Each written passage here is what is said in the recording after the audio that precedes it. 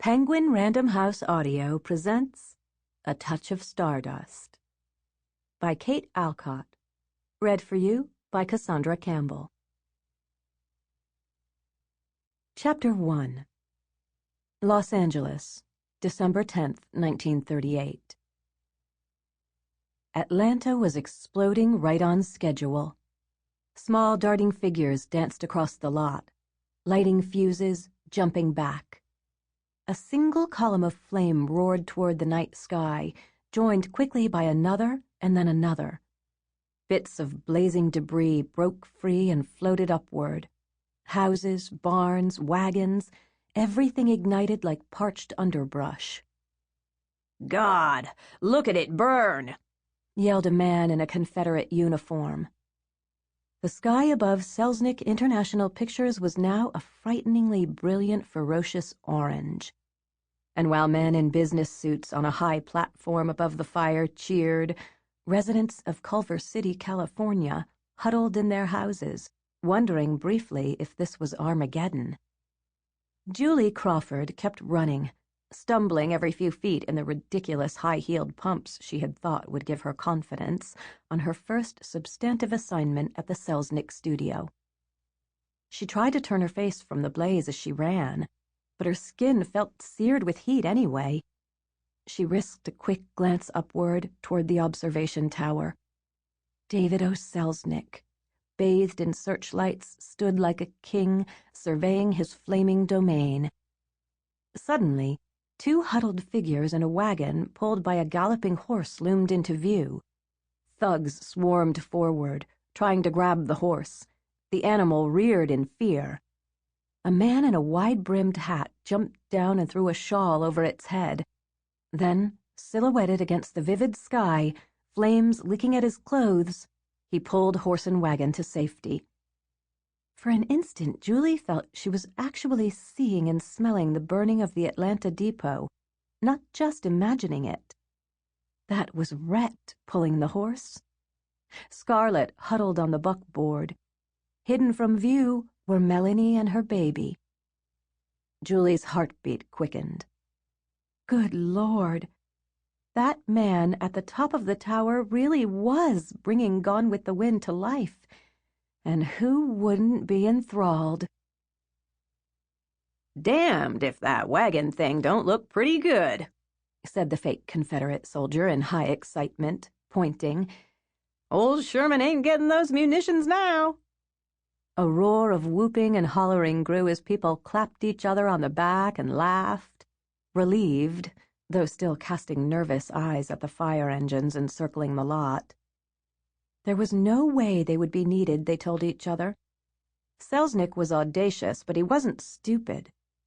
These flames would stay locked in his Technicolor cameras even as they devoured old scenery, making way for Terra.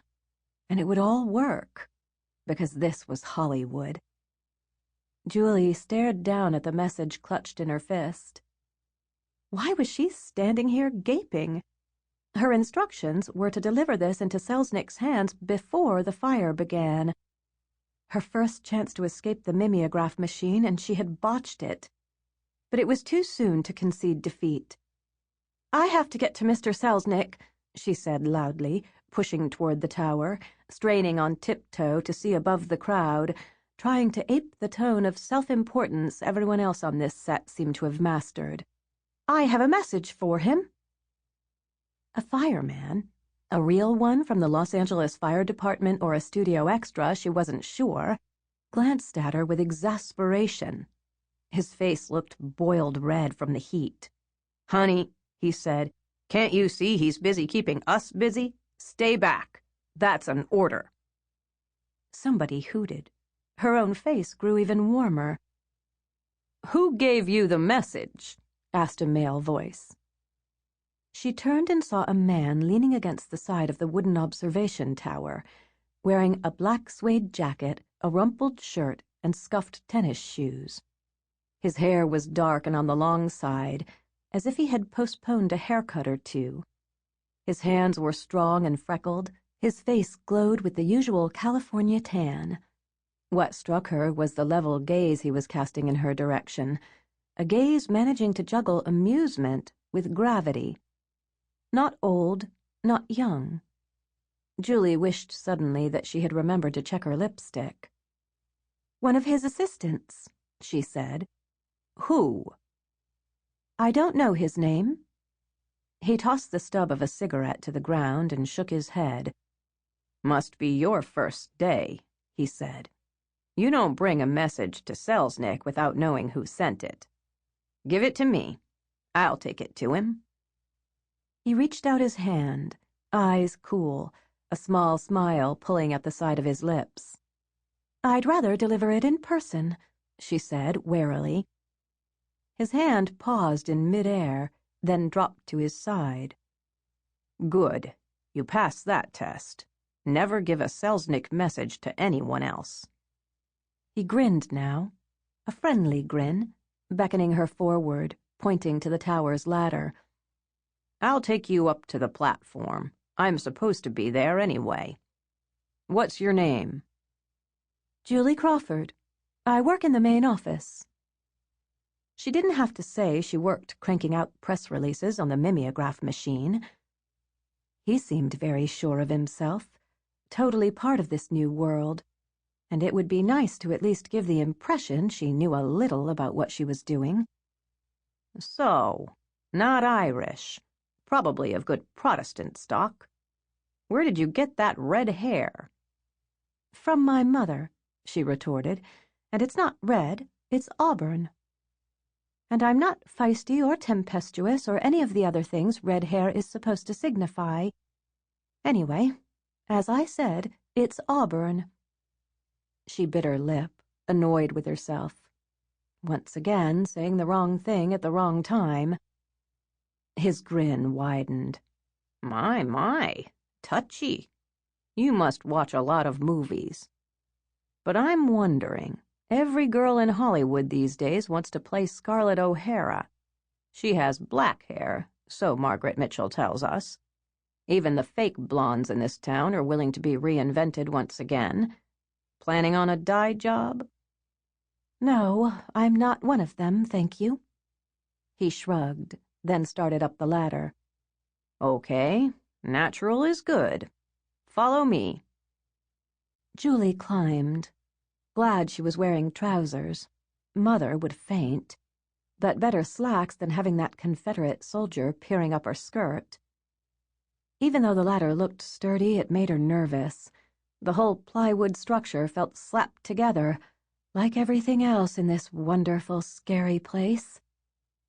She stepped out at the top onto the platform and was surprised to see a good 20 people or so milling about, all looking very important. A glance at the surrounding landscape took her breath away. The fire roaring across the lot was devouring everything that had been there this morning. All the old sets for King Kong and the Thief of Baghdad. Tomorrow, after clearing debris, Mr. Selznick would build Tara right here. Julie couldn't imagine Scarlett O'Hara's majestic home rising from the land beneath this inferno. "Young woman, you've arrived too late," a strong voice boomed out. "Your message preceded you." She whirled around and found herself staring into the face of the man who ruled this world of make-believe, everything and everyone in it. David O. Selznick. Nobody called him David. He was too magisterial for that. He wasn't an exceptionally tall man. His brows were thick and dark. His hair was receding. His steel-rimmed glasses had slipped down slightly onto his nose, which gave him a kind of professorial look. But the eyes behind those glasses would have burned through mere students. There was nothing benign about them. And right now, they were staring at her. All Julie could do was stutter. "Not her fault. The fire department wouldn't let her through," said the man who had brought her up here. His tone was casual but matter-of-fact. "I'm sorry, Mr. Selznick," she managed, thrusting forward the message. Selznick glanced at it, frowning impatiently. He raised his hand, to bat away her words like so many flies. Sample complete. Ready to continue?